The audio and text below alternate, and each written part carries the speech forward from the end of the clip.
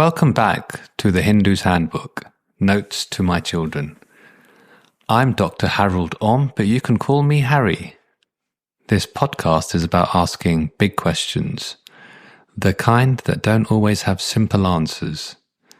Together, we're exploring what it really means to be Hindu today through stories, curiosity, and science. So grab a seat, open your mind, and let's work it out together, one question at a time.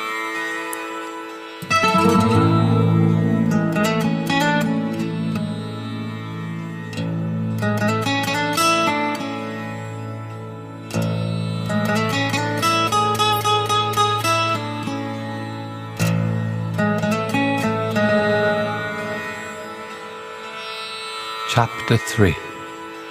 Should we go to the temple? It's a familiar scene in most families. Someone says, "We should go to the temple." And within seconds the panic begins. Where are the car keys? Who's got the change? And will we get parking anywhere near the entrance? By the time we arrive, there's incense, chanting, and so much noise. Most of us have no idea whatsoever what is being sung or chanted, but we endure the ceremony until the end because we know there will be sweets and oily snacks that the parents definitely shouldn't eat. But they will, because it's from God, right? And somewhere in that queue for the prasad, the question quietly appears, do I really need to come here for this? Temples are more than religious spaces. They are social ones. For many parents, they were lifelines. When they arrived in new countries, temples became their languages, their sanctuary, their comfort, their community. It wasn't just about God. It was about belonging. A place to see familiar faces, hear familiar accents, and feel, even for an hour, that you belonged to something bigger. For their children, temples were sometimes just confusing, and I was one of those children. So much sound, ritual, rhythm, and not much explanation. It became something you did because everyone else did. Stand here, ring this bell, eat this sweet, smile, repeat next week. But that doesn't mean temples are bad.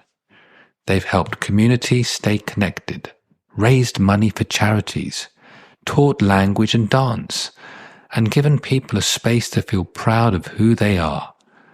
That sense of belonging is sacred too. It's just that somewhere along the line, we started acting like the temple was Wi-Fi, as if God only has signal inside the building. Let's be honest. Many temples have drifted from the simplicity of their message. We pray for health, and then celebrate with laddus and samosas that clog up our arteries. We light lamps for compassion, while ignoring the hungry and the homeless outside.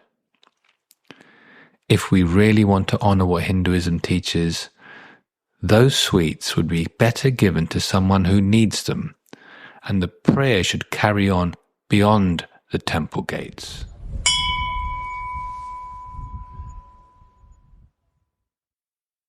Temples can bring comfort, but they can also make us lazy. They make us think ticking the box is enough. I went, I bowed, I'm sorted. But if you walk out unchanged, a little less patient, a little less kind, then all the bells and singing and chanting meant nothing. They were just background noise.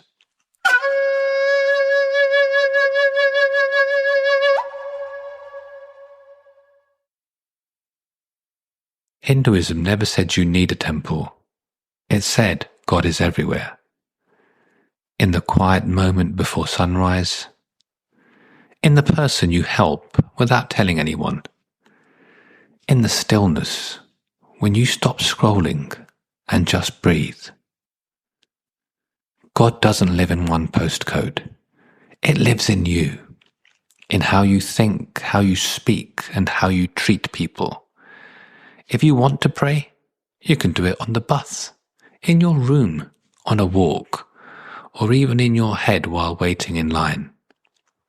Go to the temple if it helps you feel peaceful or connected, but don't think that's the only place where you can speak to God.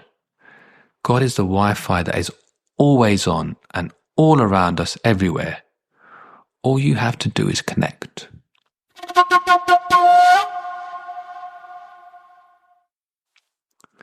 So, do you need to go to the temple? No, not unless it helps you.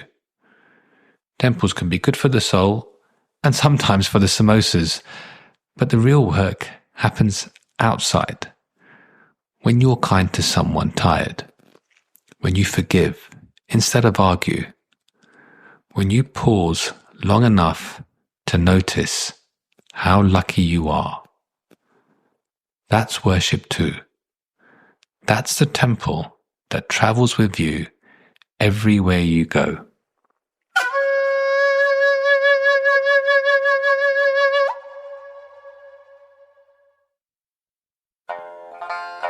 Next time we'll tackle the question that scares every parent. What happens when I die? We'll talk about life, legacy, and why Hinduism focuses more on living well than fearing the end.